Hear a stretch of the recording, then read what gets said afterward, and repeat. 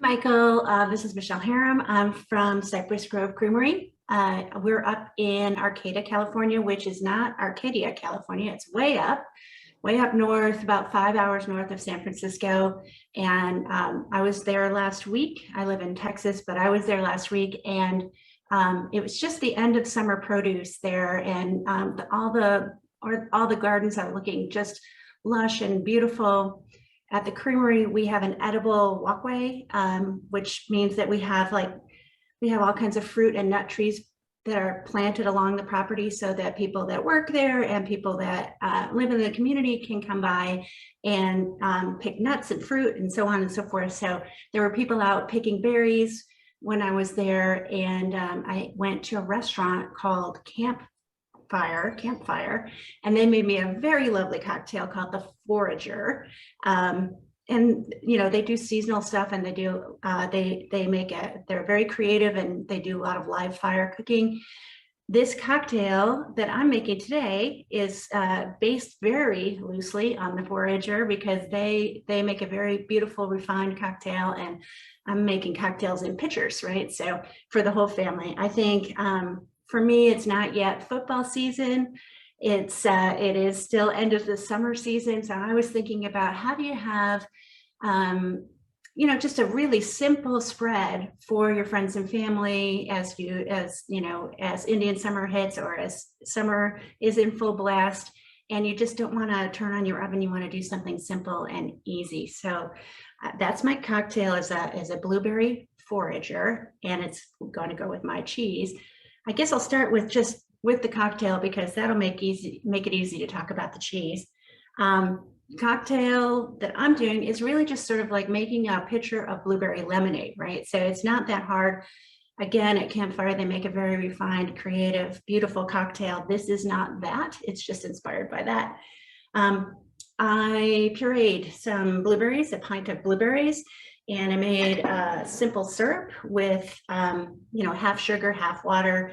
And then I put some thyme, fresh thyme in there, and lime zest to make a lime and thyme simple syrup. And I have some vodka.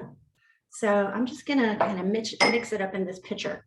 Vodka to taste if you're making this for your children, less vodka, and a little bit of simple syrup.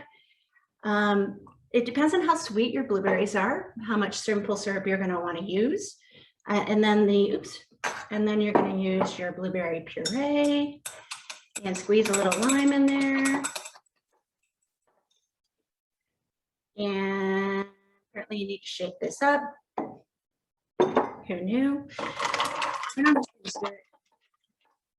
And then I recommend straining it into a glass. Although if you do have kids around and you're not putting vodka in your drink, blueberries have all those wonderful seeds. And so you always get blueberry seeds in your teeth, and kids think that's hilarious. So anyway, if that's your family jam, you're good to go. So very simple blueberry cocktail. And I cannot match Laurie's wonderful garnish. I just have some blueberries on a sprig of thyme to go right over that for a nice, elegant cocktail. Super summery, delightful, yummy. And again, you can make it fancy by straining it into a fancy glass, or you can just make it by the pitcher and take it out, take it out to the park. So again, inspired by the summer season, I put together a cheese board of our cheeses. We make goat cheese in Northern California. And so I just like the idea at the end of summer to have summer fruits. I mean, a lot of people use, apples and pears, and there's not very many cheeses that don't go with an apple or pear. That would be great if you have that. But right now we happen to have like Hood River cherries, we have peaches, we have blueberries, berries, all that stuff. So I went with the peaches. I've got a little bit of peach prosciutto, some Marcona almonds, different kinds of crackers. And this all came together. Michael just watched me do it while we were waiting for y'all to join us. So it was about a 5-minute process. And I have a nice wedge here of Midnight Moon. This is our aged goat Gouda. It's made for us in Holland. We can't make it in our plant because we make Humboldt Fog in our plant, and the two really just would not get along well as far when they're trying to age. Here's a trick, simple trick. If you have a wedge of cheese, you can cut it beautifully, of course, and into sticks or into triangles or whatever. And you can also just chunk it up by sticking a knife in it and cutting off little pieces. And then you get a nice little chunk. Easy, simple, still looks great, easy for people to deal with.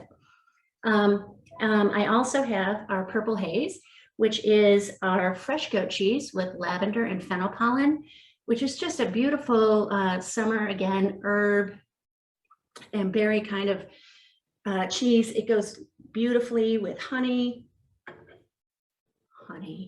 or balsamic vinegar, or even a little bit of caramel sauce if you're of a mind to, or anything that you would like to put with it. Although it's delicious on its own, you can make a really nice little bite with some purple haze and a peach and a little prosciutto.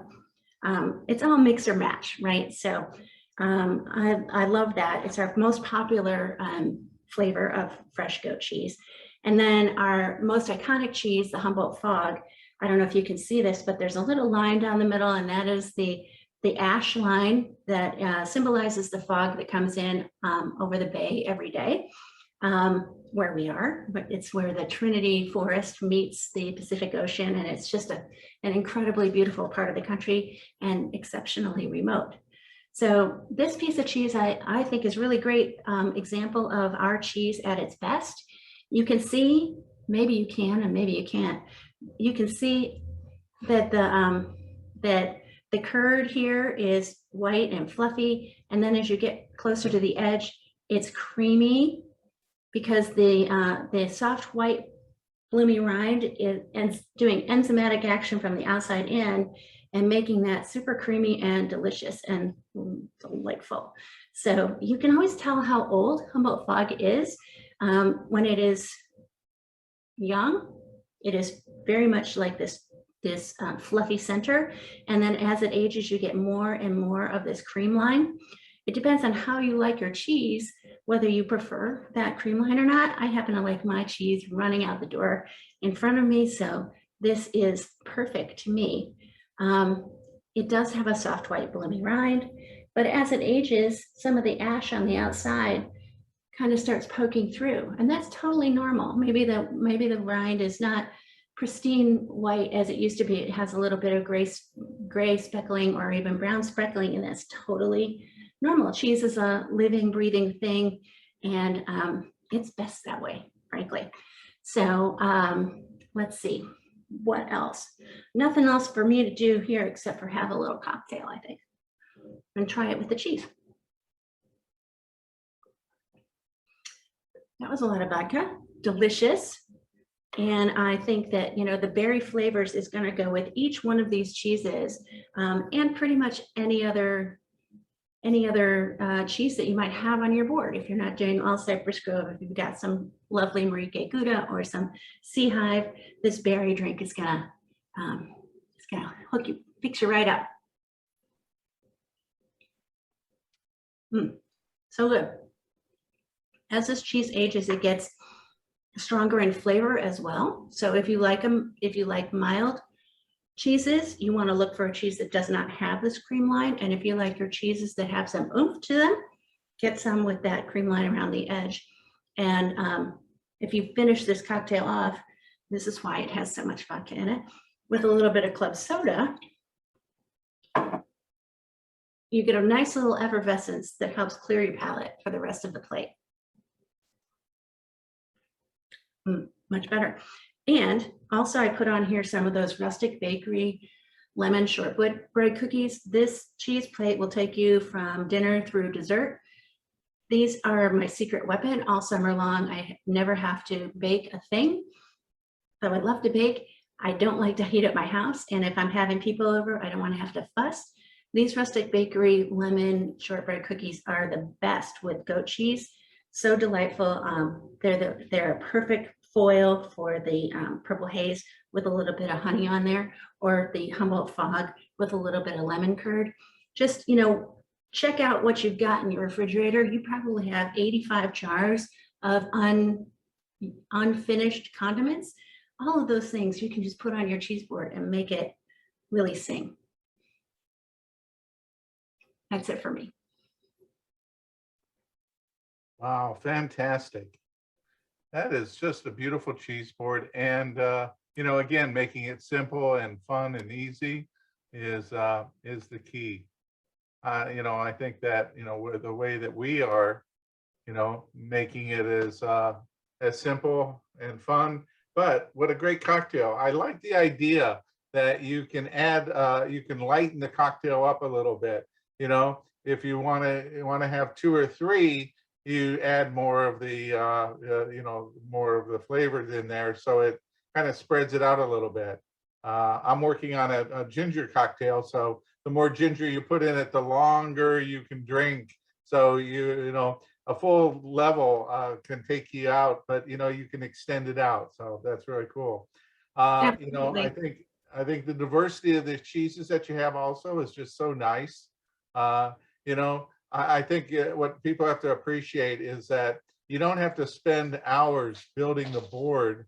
And, you know, if you trust your friends with a knife in their hand, then, you know, you can let them do all the work, you know, because they can cut pieces themselves.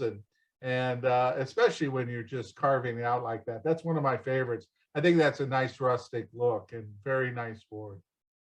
It's so simple, right? You can also just go to your neighborhood cheese shop and ask them to make you a beautiful board, which is even simpler still.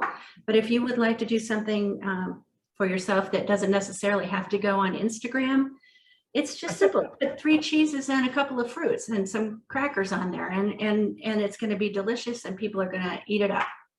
Yeah, absolutely. All right. All right. So